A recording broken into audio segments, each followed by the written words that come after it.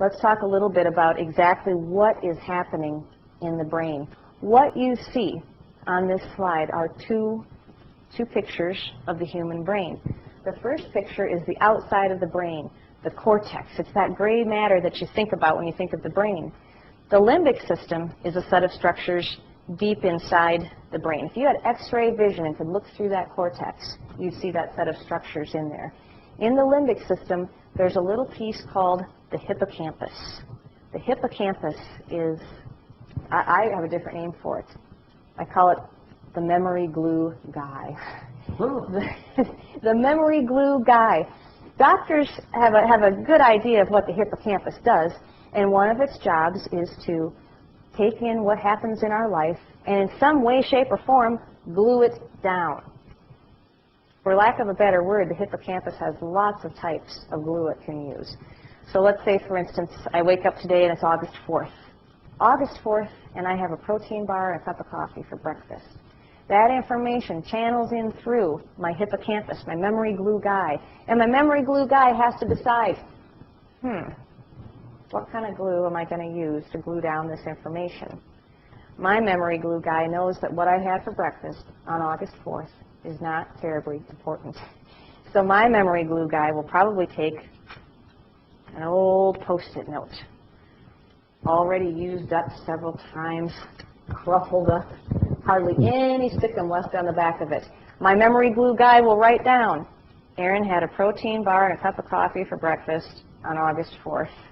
And using one sad little corner of this sad little Post-it note on my sad little brain, it's posted. There it is. There's my memory. Protein bar, cup of coffee, August 4th. Yeah, laugh just a little bit more there, HD. Laugh a little more. I know, it's a visual. It's a visual. So I go out and I have my life. I leave San Antonio, Texas. I go back home to Minnesota. I teach some classes. I spend time with my husband and my family. That Post-it note, oh, I hope it didn't get stuck in my hair there, did it? Phew, thank goodness. My hair has caught a lot of things over the years, never a Post-it note. At any rate, if you meet me a week from now, or 2 weeks from now, or a month from now, or a year from now, and you say, hey, Erin, by the way, what did you have for breakfast on August 4th? What's my answer going to be? I have no idea. Did I have breakfast on August 4th? I don't know. If you have someone with Alzheimer's disease in your life, that person may be very adamant at times. They didn't give me breakfast here. They didn't give me breakfast in this place. If you're a professional caregiver, you hear that a lot, don't you? You hear the person with Alzheimer's disease saying, I never had breakfast. I've met ladies with the toast in their hands, still chewing it, a little bit of jelly on their chin, saying they didn't give me breakfast today. Their memory glue guy, their hippocampus, simply couldn't glue it. What else is happening in there with regard to memory involves long-term memory. I've visited with a son, an adult son one time, of a lady with Alzheimer's disease, and he was angry and he was frustrated. He was, up to here with trying to deal with this terrible, terrible disease. And his key frustration was, he said, I don't buy it. He said, I don't buy it that my mom can tell me everything about Dad from 40 years ago, and she doesn't remember that I visit every Sunday. I don't buy it. I think she's just looking for attention. I was able to describe to him that the way this memory glue guy works, this hippocampus, is that years ago, when his mom was deeply in love with her husband and knew him to be a good man and a good father and a hard worker and a good provider, her memory glue guy glued and glued and glued that information. It was so important to her. It wasn't glued with a little Post-it note. It was glued all over the brain with different types of glue and different structures, and different neural networks really created this image of this man, the love of her life. But once that memory glue guy stopped working, when she got Alzheimer's disease, that memory glue guy couldn't glue down the information that said, my son visits every Sunday. The memory glue guy just can't do that. And I said to the son, don't you suppose if she could remember, wouldn't she try?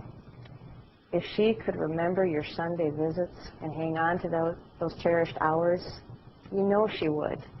And I think sometimes using an illustration as simple as a Post-it note or a bottle of Elmer's glue or a little thing of rubber cement, I think that can make it understandable to that very frustrated family caregiver. Now, ultimately, long-term memory begins to erode, certain long-term memories are lost, and yet certain fundamental facts will remain. You may work with a woman who just can't tell you how old her kids are or what their names are. She may not even be certain how many kids she has before she knows she's a mom. She knows she's a mom. She knows that's important to her. You may work with a fellow who, because of his Alzheimer's disease, isn't quite sure what he did for a living. Not sure if he worked with a whole lot of fellows or one or two, but boy, he knows he worked. He knows, and he knows that work was important to him. Very often, long-term memory is lost in almost a backwards fashion. What do we mean by a backwards fashion? It's like losing the last 10 years, and the last 20 years, and the last 30 years. Sometimes people with Alzheimer's disease get stuck believing that they're a young or a middle-aged adult. That's where so much of the confusion and disorientation comes in this disease. Because if you believe that you are a young or middle-aged adult, and here you are in a care facility, does that make sense? No, absolutely not. You look at these long corridors, you look at these nurses, you look at these people milling about. That's not my house. Sometimes a person with Alzheimer's disease goes so far back as to believe that they're a child. And they look at the home that they've shared with their husband or wife for 40 years, but that's not their childhood home. It's not recognizable now. And you'll hear that person in the home they've shared with their husband or wife saying, I've got to get home. I've got to get out of this place. My mom's looking for me. My mom's going to wonder where I'm at. I've got to get out of here. And you have a caring, loving husband saying, honey, this is our house. But to this young girl, in her mind's eye, she's a young girl, looking at, I'll say it kindly, HD, a balding, white-haired man. Yeah. Looking at that balding, white-haired man, she can't make sense of that. My husband? That old turkey? That's where so much of that confusion and disorientation comes in. So what do? We meet them in that place. We go into their world. We go into their reality. We become a trusted friend. We become a confidant. And maybe they don't know us as a husband or a wife or a daughter or a son. But in most cases, they'll know us as someone who cares and someone who loves them. And I say that very often there's still a soul-to-soul type of connection. There's still kind of a recognition. We may have to get at it through touch, through facial expression, through the use of props.